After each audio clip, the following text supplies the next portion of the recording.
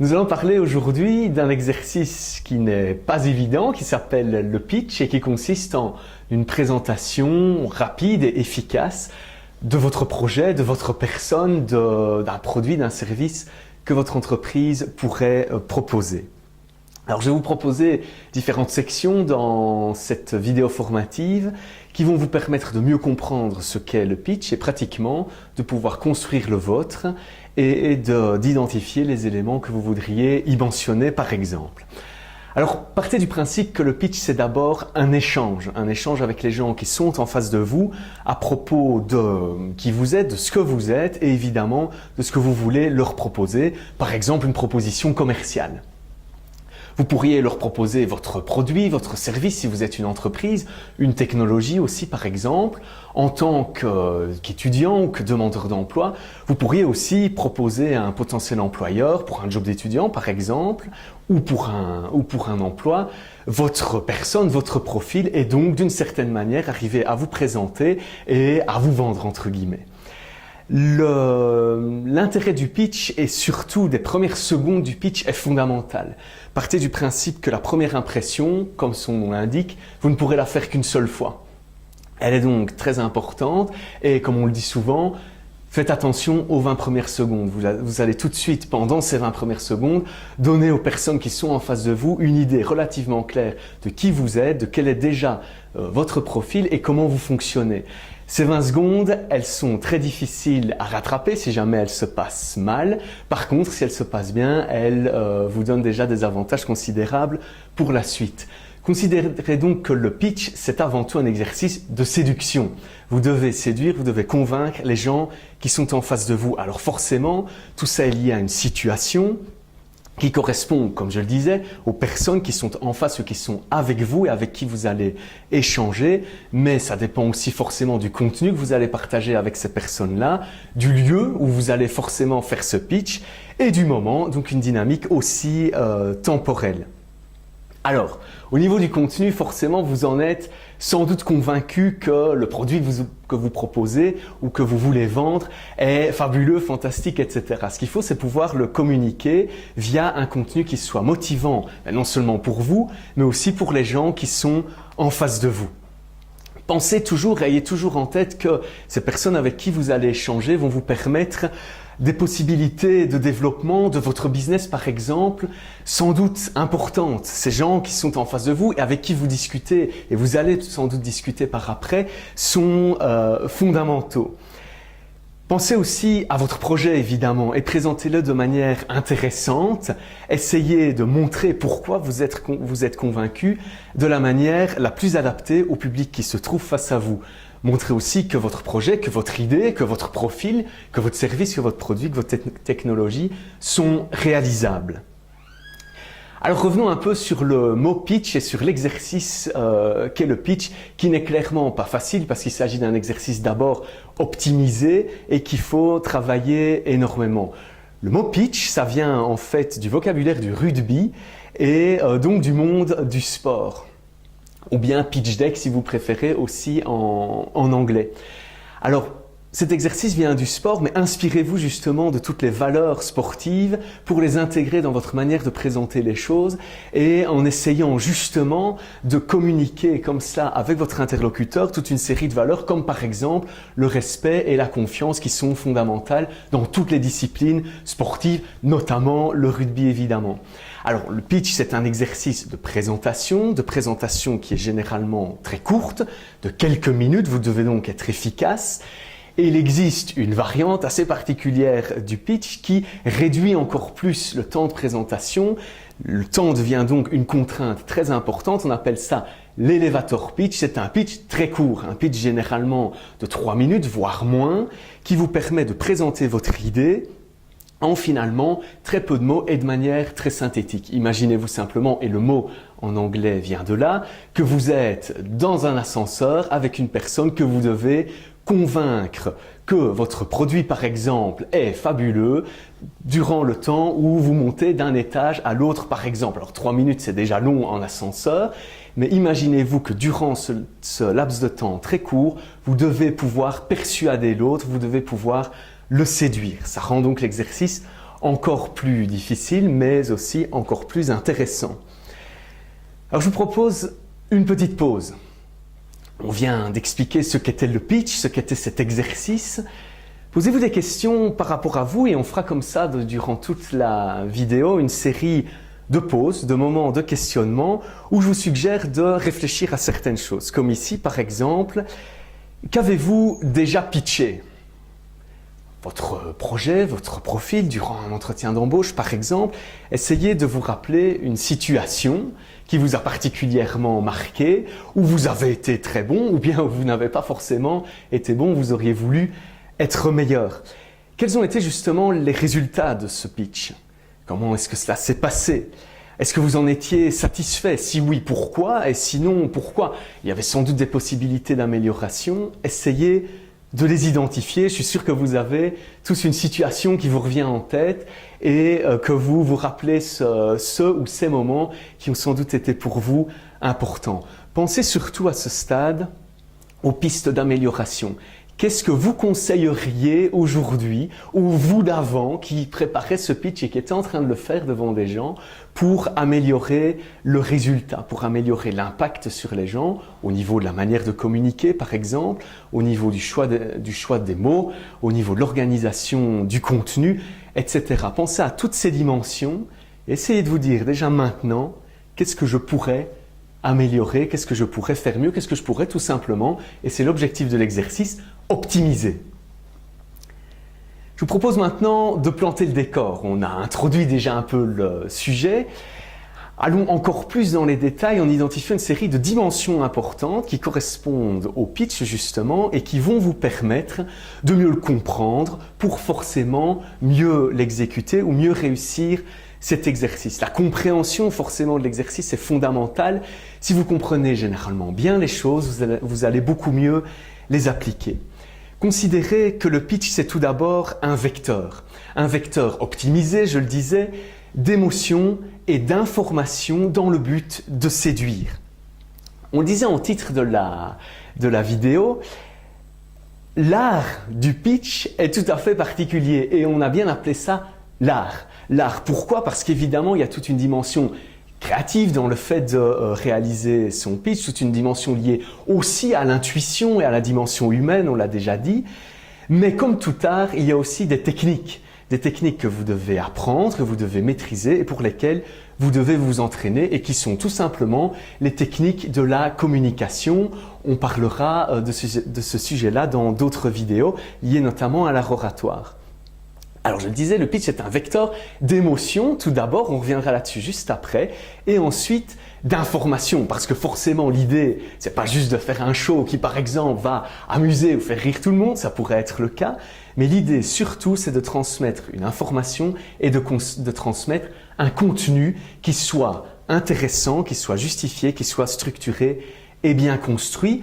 Tout cela évidemment dans l'optique d'une relation humaine avec les personnes avec qui vous allez discuter. Gardez toujours ça en tête, ces personnes-là sont importantes et vont sans doute vous permettre d'apporter plus loin, de porter plutôt plus loin votre projet, votre produit ou votre service. L'occasion est donc unique et fondamentale. Le pitch, on pourrait aussi, et on en a déjà parlé pas mal maintenant, le définir comme une opportunité, comme une chance que vous avez de pouvoir communiquer face à une assemblée ou ne fût-ce qu'un petit groupe de personnes et leur expliquer ce que vous faites avec des idées très claires, d'où vous voulez en arriver avec eux, s'il y a certaines choses que vous voulez leur demander, certaines activités que vous voulez développer, par exemple, avec eux. Le pitch, c'est une opportunité et une rencontre, forcément. C'est une rencontre entre vous et des personnes qui va vous obliger d'une certaine manière à sortir de votre zone de confort. Alors, si vous vous retrouvez dans un exercice de pitch où vous vous sentez parfaitement dans votre zone de confort, vous êtes parfaitement à l'aise, par exemple avec des personnes que vous connaissez très bien, posez-vous la question. Est-ce que je suis vraiment dans un exercice qui va me servir ou pas? Si les personnes qui sont face à moi, je les connais, qu'elles sont déjà convaincues, etc. Est-ce que l'exercice est tout à fait pertinent? Par exemple, si vous êtes entrepreneur, on pourrait discuter ici de la question des événements pour entrepreneurs, par exemple. Évidemment, ils sont importants, ils sont essentiels. Choisissez-les bien pour pouvoir aller présenter vos activités quand l'occasion est tout à fait importante et va vous permettre de sortir de votre zone de confort, c'est-à-dire de rencontrer de nouvelles personnes, d'entrevoir de nouvelles opportunités avec ces personnes-là, par exemple.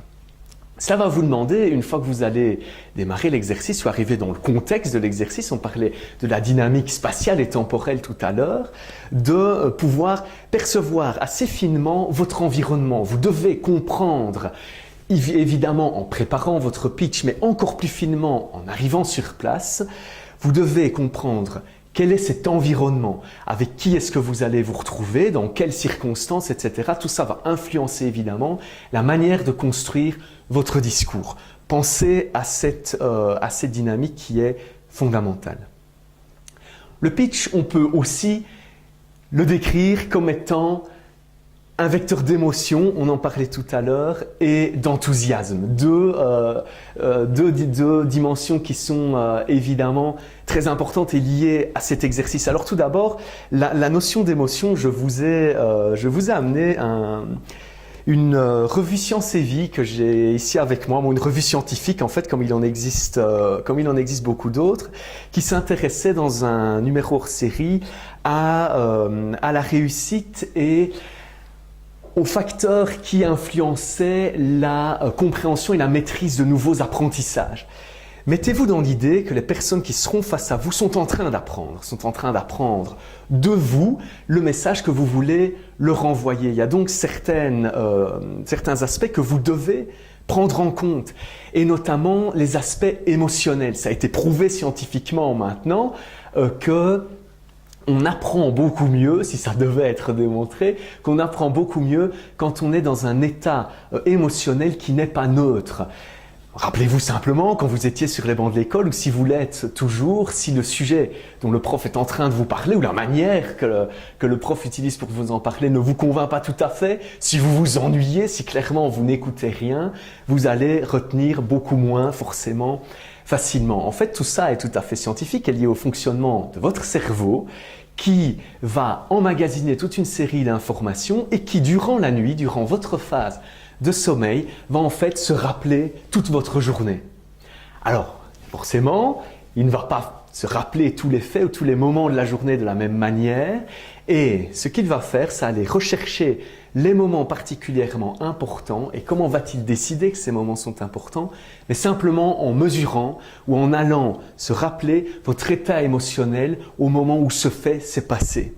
Ce qui veut dire quoi? C'est que les gens, de manière générale, les êtres humains, retiennent beaucoup mieux les choses, les apprennent beaucoup mieux s'ils sont dans un état émotionnel globalement stimulé au moment où ils les apprennent. Intégrez ça dans votre pitch, c'est un élément important. Ça veut dire que vous devez forcément parler, vous adresser directement à votre interlocuteur, garantir qu'il soit attiré par ce que vous allez lui dire, que ça lui parle et qu'il soit d'une certaine manière motivé par ce que vous allez lui dire. Ça va favoriser sa compréhension et surtout sa mémorisation, ce qui veut dire qu'il va beaucoup mieux comprendre ce que vous faites et retenir ce que vous faites sur le long terme. C'est donc pour vous très important. Alors la deuxième dimension, c'est l'enthousiasme. Évidemment, vous êtes convaincu par votre produit, par votre technologie, par votre service, par votre personne, si c'est vous que vous venez présenter, et vous devez communiquer votre enthousiasme d'une certaine manière, évidemment en restant vous-même, l'idée n'est pas de se changer complètement, mais gardez à l'esprit que vous voulez montrer à quel point vous croyez en ce que vous faites et à quel point cela vous motive. L'enthousiasme, c'est quelque chose de contagieux. Vous l'avez sans doute déjà vu quand vous discutez avec quelqu'un de quelque chose qui vous passionne. Cette personne, tout de suite, va s'y intéresser plus facilement. Si vous discutez de quelque chose qui ne vous intéresse pas du tout, ça va généralement, sans doute, beaucoup moins l'intéresser également. Jouez sur cet aspect stimulant de votre discours, de votre manière de présenter les choses. Ça va évidemment vous aider et être pour vous un atout important. Dernier point sur cette partie liée à l'émotion et à l'enthousiasme, mettez dans votre communication toute votre passion. Forcément, ce que vous venez présenter, c'est quelque chose qui vous passionne. Jouez là-dessus, montrez que vous êtes expert dans ce domaine et que donc, forcément, les gens qui sont en face de vous peuvent vous faire confiance. Qu'ils peuvent forcément croire en cette expertise, croire en cette passion et savoir qu'ils peuvent compter sur vous pour traiter, par exemple, certaines activités liées à ce que vous leur proposez. Le pitch, c'est aussi une question de crédibilité, une question d'efficacité. On parlait d'enthousiasme juste avant. Parfois, faire preuve de trop d'enthousiasme peut vous décrédibiliser d'une certaine manière. Soyez conscient de cela et trouvez des éléments, on va en parler juste après, qui vont vous permettre d'asseoir votre crédibilité par rapport au sujet que vous êtes en train d'exposer. Généralement, ça se fait au travers de la communication d'informations, de la communication de faits qui soient tangibles, qui soient faciles à mesurer, de notions justement qui soient mesurables. Par exemple, certains chiffres qui sont liés à votre secteur et qui peuvent être importants, mais ça peut être aussi des aspects plutôt qualitatifs, mais vous devez prouver que vous les maîtrisez bien et que vous en avez une expertise. Cela va évidemment vous permettre d'asseoir votre crédibilité. Ensuite, la notion d'efficacité. Vous avez peu de temps, on l'a déjà dit, et vous devez donc choisir vos mots et choisir les informations que vous voulez transmettre pour être sûr que votre message soit percutant. Pour qu'il le soit, évitez de mentionner uniquement une série d'intentions, de choses que vous voudriez faire si vous en aviez par exemple l'occasion. Imaginez, vous êtes face à des personnes qui pourraient éventuellement investir dans votre solution ou investir dans le développement de votre produit. Montrez à ces personnes que vous avez déjà mis en place des choses, que vous avez déjà avancé. Prouvez-leur par des faits que vous croyez en ce que vous faites et que votre discours n'est pas basé uniquement sur des intentions. Première partie. Deuxième partie, garantissez toujours la simplicité de votre message. Alors, attention, ne tombez pas dans le piège du trop de simplicité. Votre message doit simplement être facile à comprendre et clair. Cette notion de simplicité, elle est très bien illustrée dans un livre que je vous ai également amené, qui a été écrit par Hubert Reeves, qui est un astrophysicien et qui généralement discute de sujets aussi compliqués que ceux liés à l'univers de manière générale. Alors vous imaginez bien que ce sujet, le communiquer n'est pas forcément évident. Je trouve là dans son livre « L'univers expliqué à mes petits-enfants » qu'Hubert Reeves a réussi parfaitement l'exercice de simplifier une notion aussi complexe qu'est l'univers pour l'expliquer à des enfants. L'exercice est parfaitement réussi, le livre est très facile à comprendre et Hubert Reeves a finalement réussi à communiquer son sujet au public auquel il voulait s'adresser. Alors forcément, je ne suis pas en train de vous dire que tout ce que vous exposez, vous devez l'adapter à des enfants de 6 ans, ça n'a absolument pas ça l'idée. Simplement gardez en tête que l'exercice du pitch demande de comprendre votre public, encore une fois, et de pouvoir adapter le message à ce public-là. Si vous vous adressez à des enfants, vous adapterez évidemment votre contenu à des enfants comme l'a fait Hubert Reeves ici. Gardez toujours en tête que cette idée de simplicité, cette idée de résumer finalement votre message à l'essentiel, expliquer clairement, c'est très difficile. On dit toujours généralement que, ok, la complexité c'est quelque chose, mais la simplicité est bien plus difficile à maîtriser et bien plus difficile à exposer. Ça veut dire que vous devrez forcément passer par des phases d'itération successives qui vous permettront d'améliorer au fur et à mesure votre contenu, de le tester face à des amis par exemple, à la famille ou à des personnes extérieures pour garantir l'efficacité de votre message. Gardez en tête donc cette notion de simplicité. Le pitch, c'est aussi une série d'améliorations permanentes. On l'a déjà dit, l'exercice, vous allez l'optimiser au fur et à mesure. Alors gardez quelque chose en tête en permanence, c'est que en fonction des différents exercices que vous allez répéter, vu que vous allez forcément faire plusieurs fois dans votre carrière et dans votre vie un exercice de pitch sur le même sujet, essayez systématiquement d'identifier les pistes d'amélioration. Entrez dans un cycle d'amélioration successive qui vont vous permettre au fur et à mesure de maîtriser mieux votre public et de maîtriser mieux votre contenu et la manière forcément de le communiquer. Vous êtes dans une évolution permanente, une évolution constante qui va vous rapprocher un peu plus à chaque fois de la perfection de votre pitch, qui peut être en soi un objectif si vous le souhaitez, mais vous savez déjà que ça n'est pas possible de l'atteindre, cette perfection. Essayez cependant de vous en rapprocher systématiquement. Ça veut dire que vous devez, après chaque exercice de pitch, vous poser une série de questions. Qu'est-ce qui s'est bien passé? Qu'est-ce qui s'est peut-être moins bien passé? Qu'est-ce que je souhaiterais améliorer la prochaine fois? Identifiez les points un peu plus faibles, identifiez aussi vos points forts. Par exemple, une certaine personne, après mon pitch, est venue me parler de tel aspect de ma présentation qu'elle avait apprécié. Jouez là-dessus et mettez ça en avant tout en améliorant les points un peu plus faibles. Vous allez comme ça devenir maître de votre sujet et maître de votre présentation. Vous avez cet aspect de perfection et de sensibilité par rapport à la perfection, mais n'en oubliez pas pour autant l'authenticité. Vous êtes un être humain qui dialogue et qui échange avec d'autres êtres humains et n'oubliez pas cela. Ça veut dire que vous devez rester vous-même, vous devez communiquer forcément, mais avec votre personnage, avec la personne que vous souhaitez présenter aux gens et que vous êtes sincèrement. Ça doit rester une communication de votre part qui est crédible et donc qui doit être authentique. Faisons un autre moment de pause avec une autre série de questions. Sur base de tout ce que nous venons de discuter maintenant, réfléchissez un peu aux questions suivantes. Par exemple, quel sera votre prochain pitch et dans quel contexte?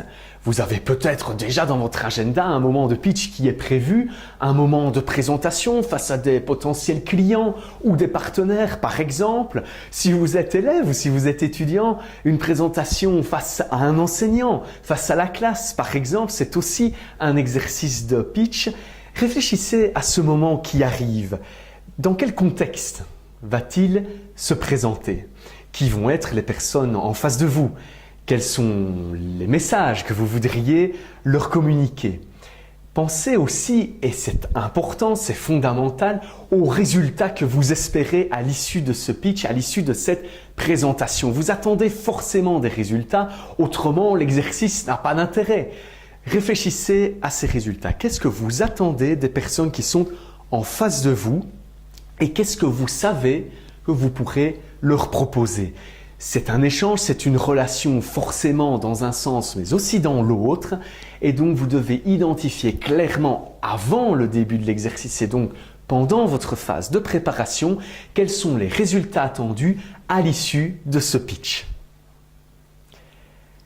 Passons maintenant à la phase plus pratique. Le décor est planté, vous voyez de quoi on parle précisément maintenant.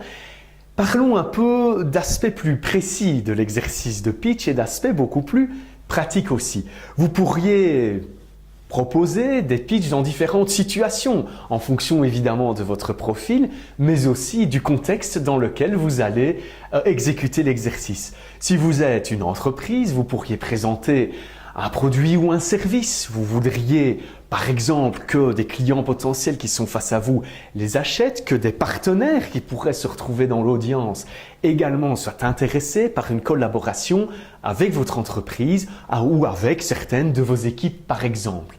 Vous pourriez être demandeur d'emploi et l'exercice de pitch est aussi fondamental pour vous parce que vous êtes constamment dans cette recherche d'optimisation de votre profil et donc forcément vous avez des outils qui vous permettent de le faire que vous devez aussi optimiser. Le premier outil c'est par exemple votre CV, le second c'est votre lettre de motivation. Ce sont aussi des outils de communication que vous devez optimiser, que vous devez améliorer en permanence pour être sûr que l'impact sur le recruteur ou l'employeur potentiel soit de plus en plus important et de mieux en mieux travaillé.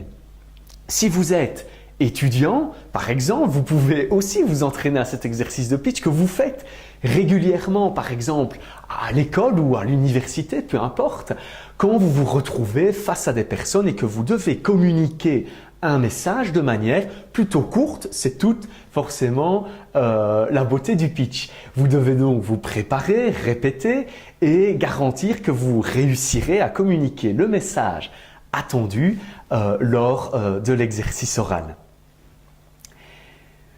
Votre pitch, vous pouvez le séparer en plusieurs phases, d'autant plus s'il s'agit d'un exercice plutôt commercial, bien que vous verrez dans les différentes phases qu'on va décrire ici que vous pouvez l'adapter très bien à la présentation de votre profil ou d'un projet par exemple.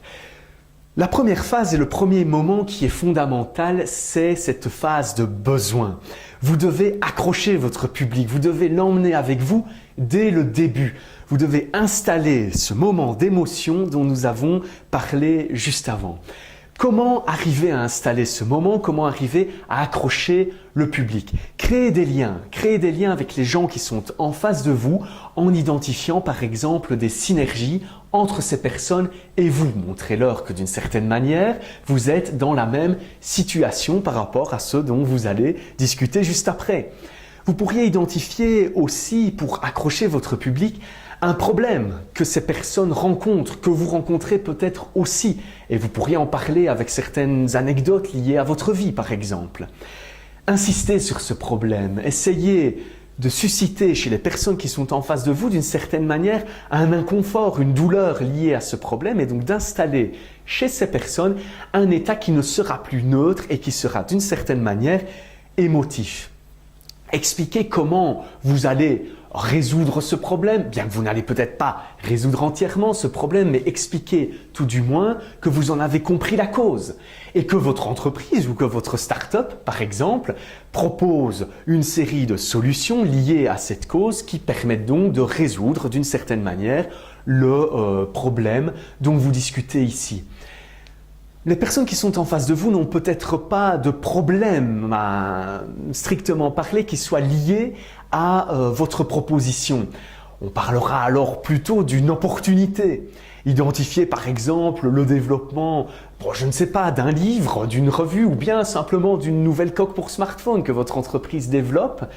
Il n'y a pas chez les personnes qui sont en face de vous, chez vos interlocuteurs, de problème à proprement parler lié à ces différents produits que vous pourriez leur proposer, ou pas toujours en tout cas.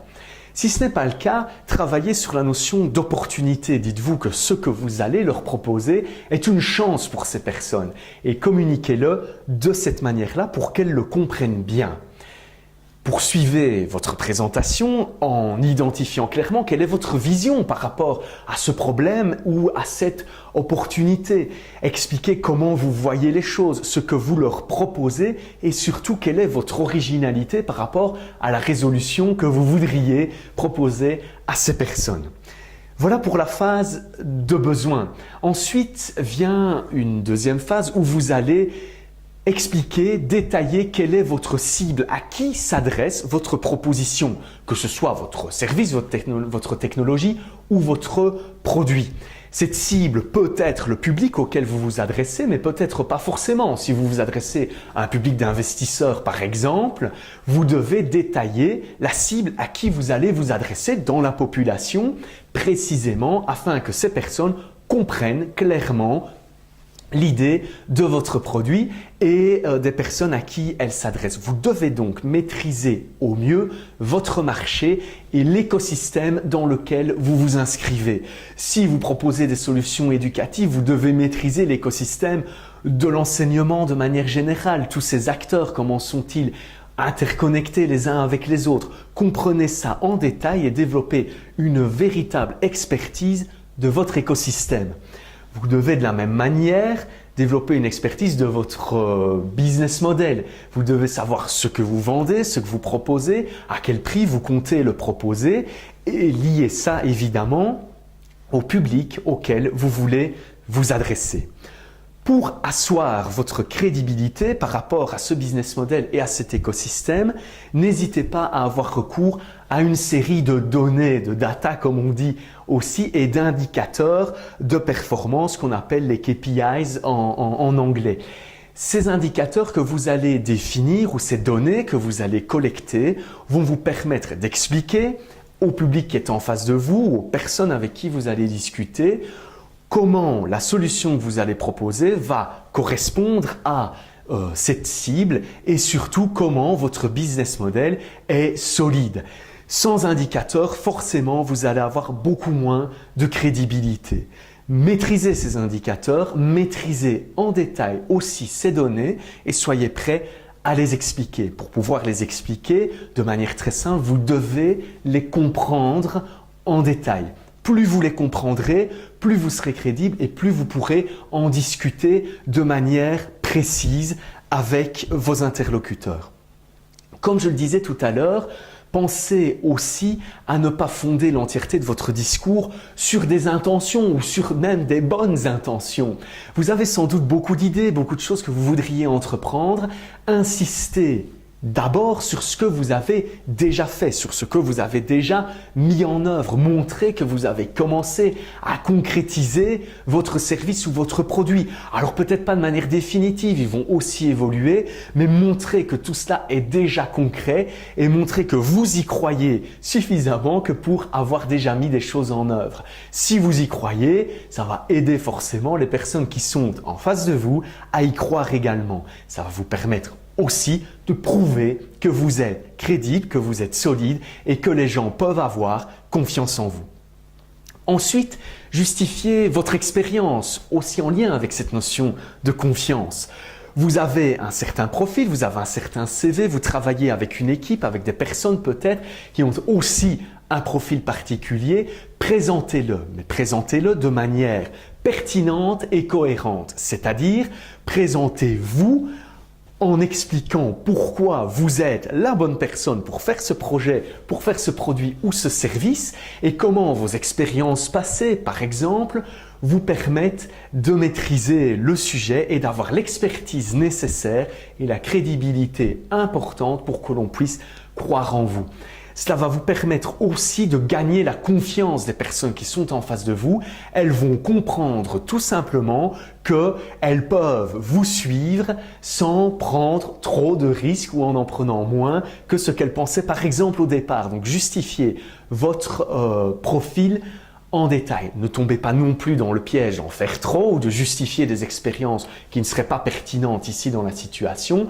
Ne sélectionnez que les informations qui vont être tout à fait cohérentes par rapport à votre discours.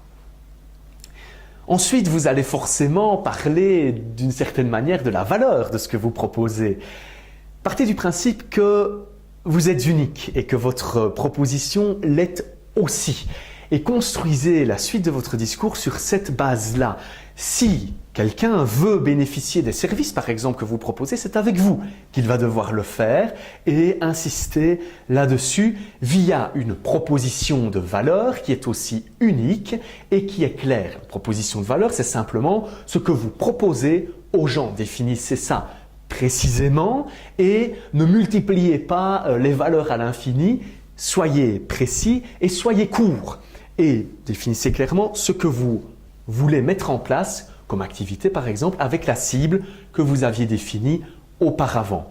Au-delà de la valeur que vous voyez et que vous proposez, discutez aussi d'une autre valeur qui est la valeur perçue. Vous avez sans doute déjà discuté de votre proposition avec d'autres personnes. Vous savez donc ce qu'elles en pensent. Vous avez peut-être aussi récolté une série de témoignages par rapport à ce sujet ou par rapport à votre proposition.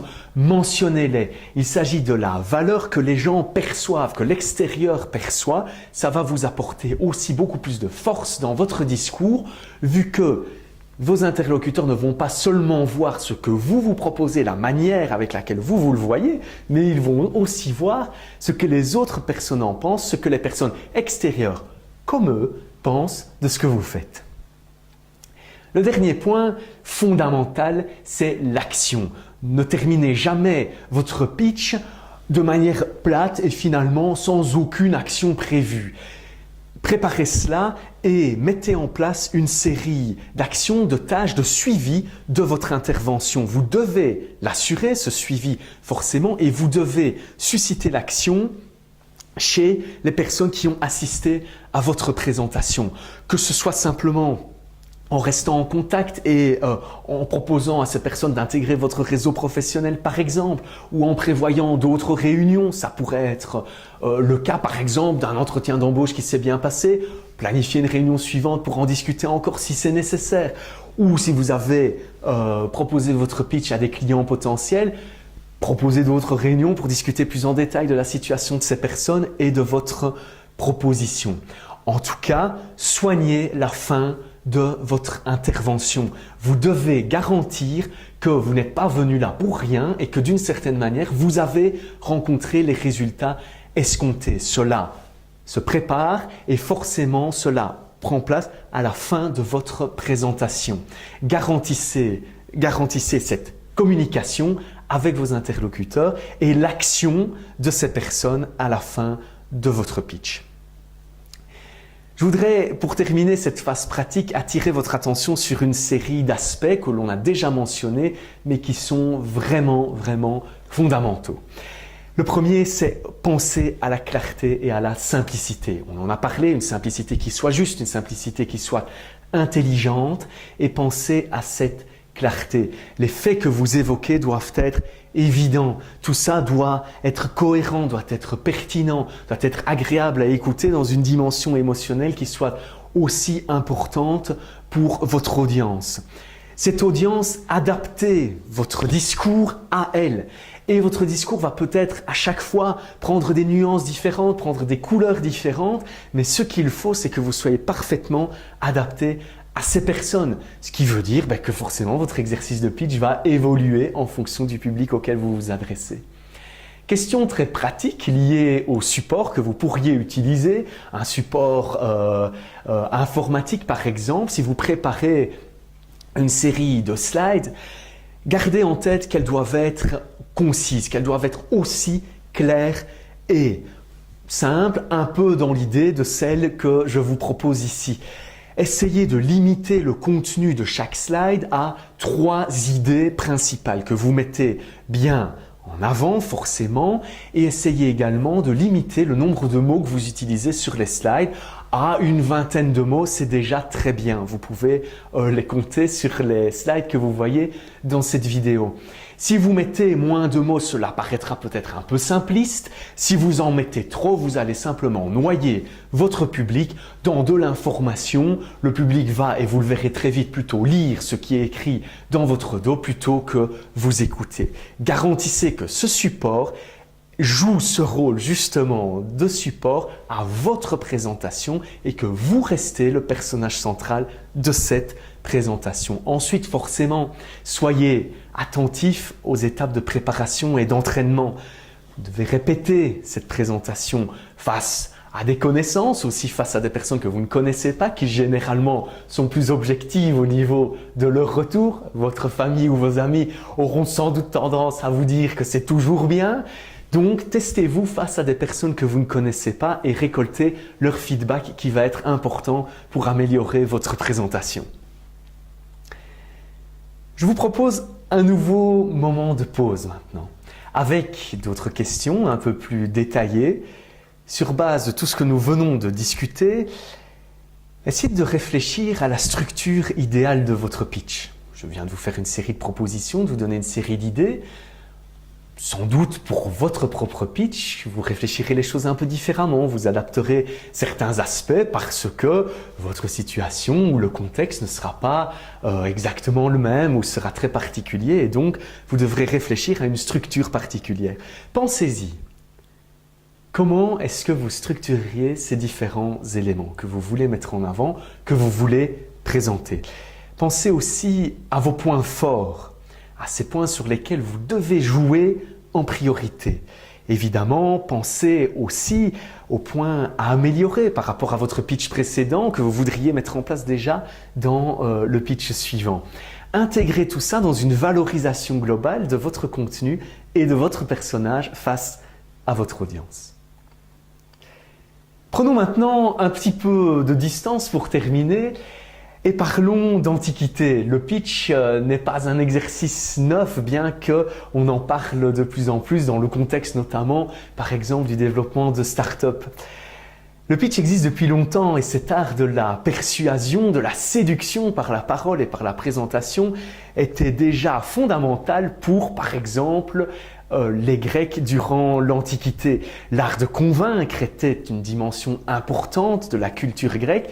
Et pour vous donner un exemple justement de cette importance et pour vous permettre de mettre tout ça en perspective et de vous rendre compte finalement que l'homme depuis toujours essaye de convaincre et de persuader, rappelez-vous simplement cette histoire que vous avez peut-être déjà entendue de la fameuse boîte de Pandore. Pandore, la première femme dans la mythologie grecque. Je vous ai pris aussi ici un livre de mythologie, mais on ne va sans doute pas avoir le temps de le lire en détail maintenant.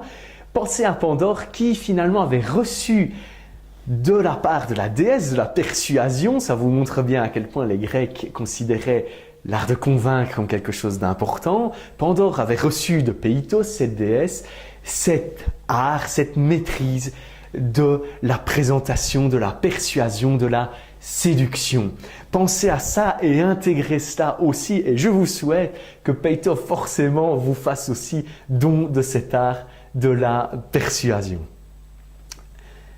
Un dernier moment de pause pour vous inviter à réfléchir à des pitchs que vous auriez éventuellement vus, auxquels vous auriez éventuellement assisté et que vous avez retenus. Pourquoi est-ce qu'ils vous ont marqué? Pourquoi est-ce qu'ils étaient importants pour vous? Qu'est-ce qui vous semblait très bon dans ces pitchs par exemple? Qu'est-ce qui vous semblait moins bon et que vous auriez fait peut-être différemment? Réfléchissez aussi à pourquoi est-ce qu'ils vous ont convaincu ou convaincu. Qu'est-ce que cette personne avait de si particulier qui vous a permis vraiment de vous rendre compte qu'elle avait quelque chose en plus?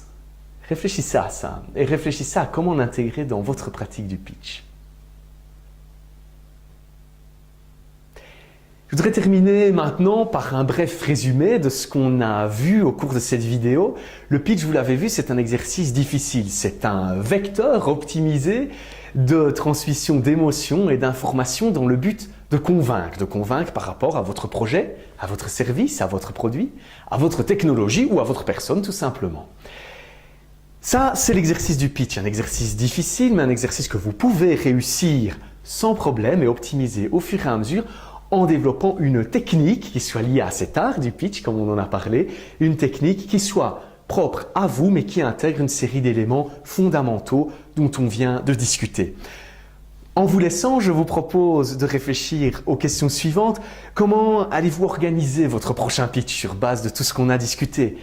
Et qu'allez-vous retenir de cette vidéo? Qu'allez-vous retenir de cet échange qu'on vient d'avoir ensemble pour essayer d'optimiser vos prochains pitchs? Je vous laisse réfléchir à tout ça. Je vous souhaite évidemment bonne préparation de vos pitchs et bon succès dans tous vos projets.